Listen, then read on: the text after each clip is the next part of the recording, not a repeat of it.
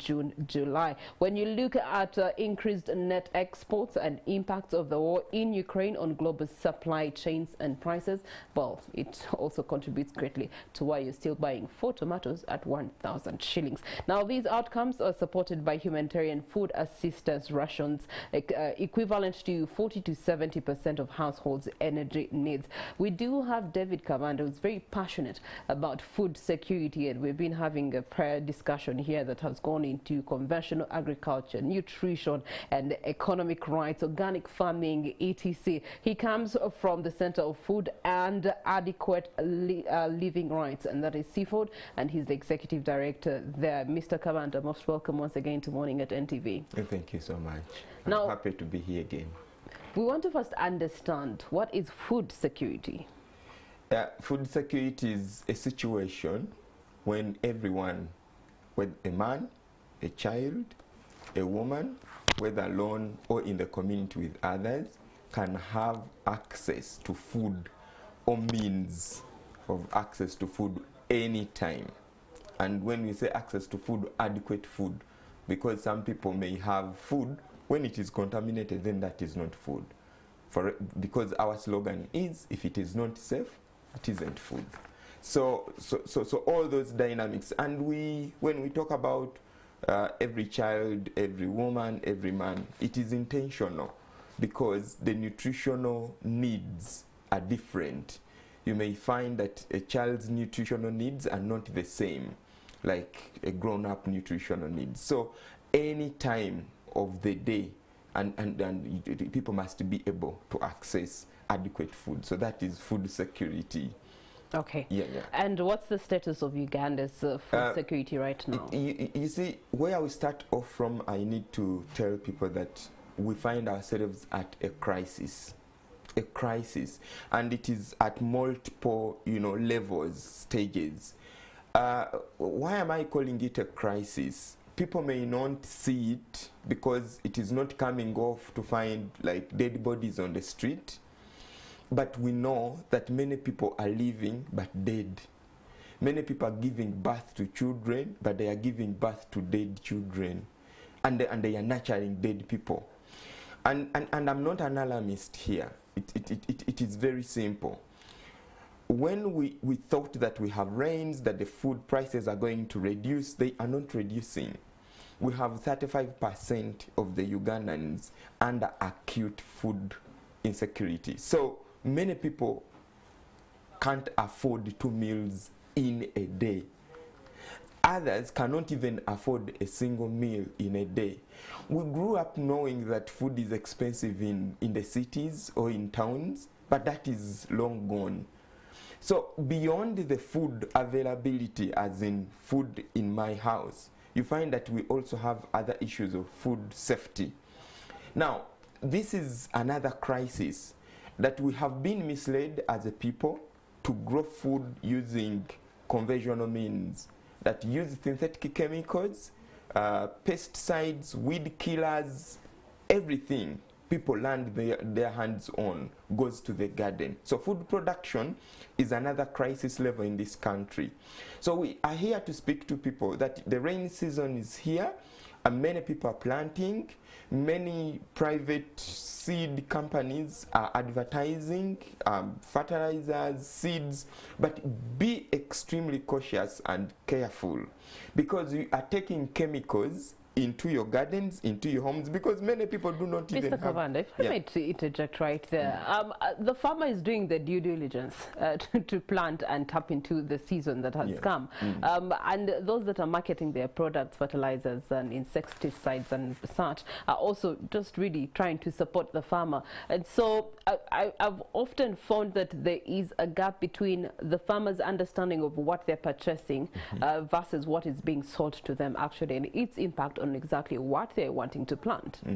And that is the critical part where we come in as the Center for Food and Adequate Living Rights, because there is a gap in the law. The legal framework is silent on many things, and even the fuel policy, policies that we have are not implemented at all. So the farmer is being cheated because they have not participated. They even don't know what they are planting. They don't even understand the depth of the crisis when they apply these chemicals. You find the farmer putting on spraying without having anything like a protective gear. You find the farmer mixing a cocktail of chemicals because they don't know. Under the Agricultural Chemicals Act, it is only a licensed applicator, they call them applicators, who is supposed to spray. But every Ugandan sprays the way. Because these things are also available in the market. You just go down to Cooper Center and buy the bomba, buy the medicine, and go do it yourself. And then you start. So this is why we are telling everyone, because yes, telling government is one thing, but we want to speak to you, the farmer, to you, the corporate who is into farming, that we have been misled for so long to think that conventional agriculture using chemicals is the way to go. You are losing the soil, you are losing the air, you are losing the water, you are losing the life, not only of your workers, but also yourself, because the food that is grown on your farm will find you in your office. So we are now speaking to everyone to embrace agroecology. You see, when we talk about agroecology, it is not rocket science. It is just understanding how the ecology works, what benefits from what, looking at plants, looking at animals. And even when you use these synthetic chemicals or fertilizers, you find yourselves being advised that again you must go back to organic fertilizers. Let us use our cow dung, the chicken droppings, Mr. Kabanda, yes. I mean, Gaza, there are not many cows. There are not many goats to provide me the natural fertilizer of, the cow dung and the goat dung that you're talking about. I might have to end up maybe interacting with a farmer who's way out of town, transport that here, versus me buying, the medication that is on the market for 5,000 shillings. Do you get where the farmer is right now? The cost of investment in agriculture versus what they're going to reap out is what they're not understanding, in my perspective. And again, that one is another misleading. So how is the ecology study or agroecology going to help them in this place? In fact, there are studies which are indicating that if you use the ecology practices, agroecology, you earn much more than when you use conventional methods. And it is real, because, for example, if you are going to plant maize, let me just give you an example, and you are going to use conventional means you have to buy fertilizers. Those fertilizers, you must have, you dig a hole, then you put the fertilizer, then you have to cover it with soil. And you know why you're covering it with soil? Because if you put the plant with the fertilizer, it burns it. You see how dangerous it is. If it burns the plant, who tells you it doesn't burn the microorganisms that it finds in the soil? Then after that, then you put the seed. You must have another person to come, and then you see all those levels of labor. So we are telling people that if you are using conventional means, you are losing out. But you see, I see the point you're making. The moment we leave out, the moment when the government puts off their hands from agriculture, we are setting up the ordinary farmer for being to be cheated and then to lose out completely. This is why we want government to come in to regulate. We have an organic policy in this country. And you see, Uganda's products are loved everywhere in the world. We are second in the world with the capacity to grow and produce, products organically. But we are not taking advantage of this. What we want government to do is to give us a law on organic agriculture. Let me pause you right there. Between the last time you were here and today, has government moved even a footstep in what you are saying? Because you have made these recommendations over and over again. Well, we are seeing progress. Like 2 weeks ago, there was a convening, and they are discussing an agroecology strategy in Uganda. You see, we cannot have it in one day. This is why we must do it repetitively. We engage with government because we are also stakeholders, and we see that there is a lot of progress. with Ministry of Agriculture, for example. We are working with Ministry of Health. We are working with Ministry of Gender, Labour and Social Development. You understand? For us, we see that there is progress. And what we need to do is to continue this awareness with everyone. Because as I speak to the government to do their constitutional mandate of regulation, of respecting, protecting and fulfilling people's rights, then we must also speak to the people. Because the private sector cannot stop at a go. They will continue bringing, but we must suffocate the demand. You know, this is what we are doing. And I want to speak to everyone that this is your legacy. Because when you spray, and we have written a paper telling people that we are giving birth to dead but living children in Uganda. Women, when women consume these chemicals, the chemicals affect children, affect unborn children, and when they are born, you know, they continue eating these chemicals. Even us, there is a chemical which is used in the production of tomatoes. We all eat tomatoes. I don't know how many times you'll eat tomatoes today. Chris was complaining earlier. I want to repeat on this show that there is that whitish substance. It's called mancozeb. It is a chemical. Last month, EU banned it. You can now not take tomatoes to EU market with that white substance. But in the Ugandan market, it is the norm. Why are they banning it and we are using it? We are eating it like, you see, this, I called it a crisis because there is too much that we are not yet aware of. We continue eating, and slowly by slowly, we are dying. Our lives are reducing. People are now dying because of cancers, the non-communicable diseases. The soils are not performing. So everyone is confused. Yet we have a very clear, easy answer. We just need to embrace agroecology. Let us work to be fair. Okay. Let's make sure that people participate, but we must also hold government accountable. What gap is there between the law and sustainable agriculture practices, such as the one that you're suggesting, and you have said that is being considered by the Ministry of Agriculture, especially for small-scale farmers? Okay, where we start from is, first, we do not have a law on extension. Farmers need extension services, and the government has not recruited the extension workers. And in the agroecology we are talking about, because it is a science, we need to understand how plants behave, how animals behave, how the soil science and soil health. So we do not have a law or a legal framework that helps us understand or participate. You clearly said it that farmers don't know. And yet we have too much information from private sector, the people who are selling. So the farmers are duped. So the legal framework must make sure that we work with local governments, for example. We have the Local Government Act. Why shouldn't we have, for example, ordinances at local government level? Because we have the NEMA Act under Section 4, it talks about nature's rights, that the rights of nature must be respected. But this has not been implemented. All that is silent. So we are here to reawaken some of the good provisions, but where we see a gap, for example, the organic policy is very nice. It is just a recent policy of 2019.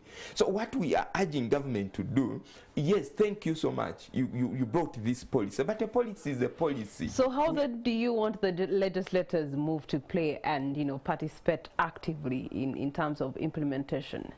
We have, for example, Parliament, and we know that we have the Uganda Parliamentary Alliance on Food and Nutrition. They should take the mantle to start these discussions and give us a law on agroecology. What has been your interaction with the alliance? Yeah, we have interacted. For example, we launched like a nutrition week in Parliament. It happens annually, and we are into many discussions, and some of these discussions are also there at their level. I know many things are happening, including having the Food and Drugs Amendment Law. So we are here to rig reignite the debate and keep the fire burning. Because what brings us here, recently we've just had this food crisis, Karamoja everywhere. We see the season is here and everyone is interested in planting. But we know that the planting is also a problem. What are you planting and what are you using to plant? Okay. Because we do not want to find ourselves in a situation where you've planted but you are supplying death to us. And another thing that I wanted to also highlight here is when we talk about agroecology, we want to appeal to government, local governments, that they should now start facilitating and enabling markets for organic products. You see, the challenge is we all go to conventional markets. If local governments wake up now and they start small earth markets where Kabanda knows that if I go to that market, I have a guarantee that what I'm buying from that market. Mr. Kabanda, you have a perfect opportunity. The parish development model is sort of going in that direction. So if you tapped into it and you know, enabled the beneficiaries to be the startups for what you're talking about, agroecology, maybe then we'll have a better opportunity for it to spread across the country, and then government realizing its potential and investing in it, implementing, and also putting out every necessary policy to support it. The good thing that in the National Development Plan 3, the first priority program is agro-industrialization. And our discussion in the parish development model now is, can we highlight agroecology?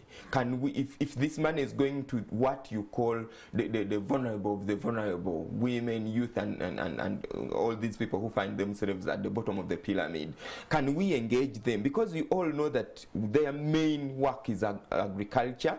Let us engage in agroecology, but it is extremely difficult if you do not support them and you let them compete in the conventional market. We need to isolate them, give them the law. For example, at local government level, the Trade Act must be able to support them to have their markets, like earth markets, and people can be able to go and see the market is here. Slowly by slowly, people will now start coming to these markets. At Seafraud, have you engaged in such a way that you do have earth markets, samples that people can come and see? Yes, we have a market at Vaita Vaviri. If you want to eat organic food, after the conventional market, there is an organic market actually behind it. There is one there.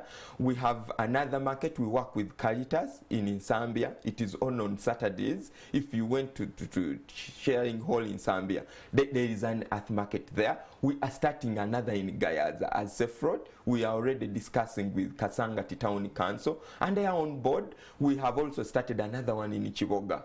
You see, people think that in villages food is cheaper, fresh also. Or fresh. I was in Chiboga. I was shocked that they come to Kampala to buy food, to buy all these vegetables and recently and I found that matoke is more expensive in Kanungu than it is in Kampala. I was shocked. Just imagine. Yes. So we are also going back to the villages and telling them it starts here. So we have started another market. We have discussed with the town council, with the local government, and they are on board. I think many people have not yet connected the dots. There is this feeling of, I'm a policymaker. For example, I'm at the district, those things do not concern me. Forgetting one thing, that in the morning you'll eat. You are not eating at your house. You'll eat at lunch. You'll eat, you go to this you go to this restaurant, yeah, and the restaurant is cooking using contaminated food products. You understand?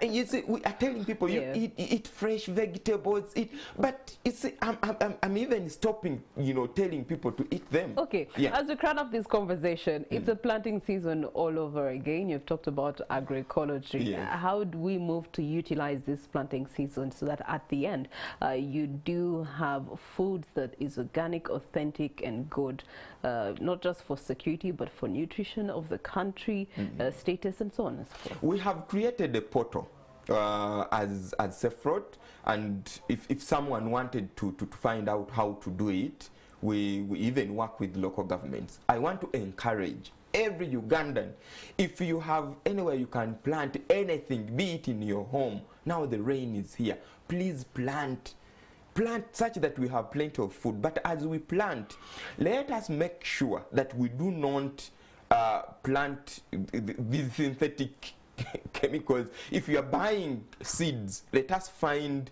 seeds that are not modified. You know, when I say modified, I don't even want to talk about GMOs, because someone can say we do not have a law yet, you know, you are against people's businesses. That is not what I'm doing. People use it to share seeds. I've even had people talking about, you know, where those seeds you will not get as much yield. Who tells you?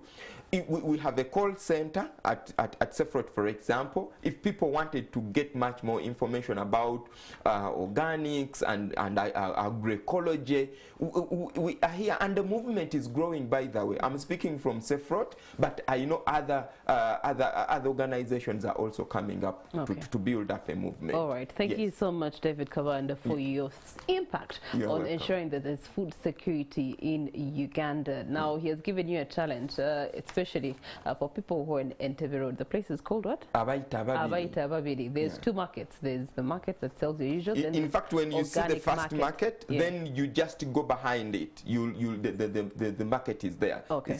It's organic. So this is my challenge to you. Go to that market, buy something, maybe say buy a mango from the front market, and then go buy a mango from the organic market, and you'll see the difference for yourself, and you'll automatically understand how important food security is, not just for Uganda, but for you, the person who consumes this food. Thank you so much for having been a part of our Take Note. In our Kickstarter, Scaling Up Land-Based Policy Reforms is the conversation coming up with Chris Igenu. Do stay with us.